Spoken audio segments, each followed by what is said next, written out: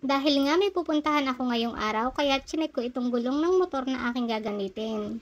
At eto nga, malambot nga pala itong gulong kaya kinuha ko agad yung portable wireless air pump ko para hanginan itong gulong ng motor. At sinimulan ko na nga natanggalin itong takip para maikabit ko naman itong inflatable tube. Kailangan ko itong ilagay ng maayos nang maayos rin naman na mahanginan itong gulong.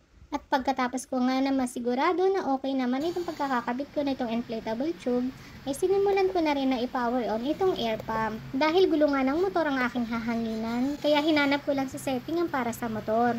At sinet ko na nga rin yung PSI na gagamitin ko. Mga mare, may tatlong mode nga pala na pwedeng pagpilian dito.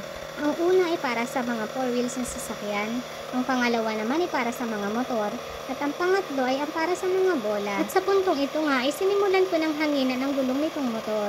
At ang nakikita niyong number na yan yung PSI na sinet nyo. Kapag ka na-reach na niya yung PSI na sinet mo, ay kusa naman itong titigil.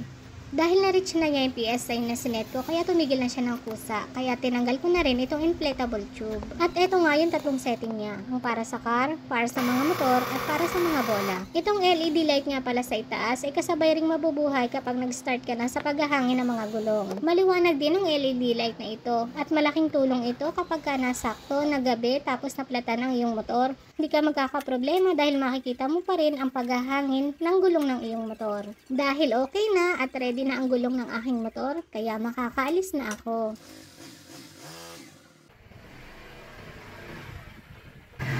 Yun lang mga mare, bye!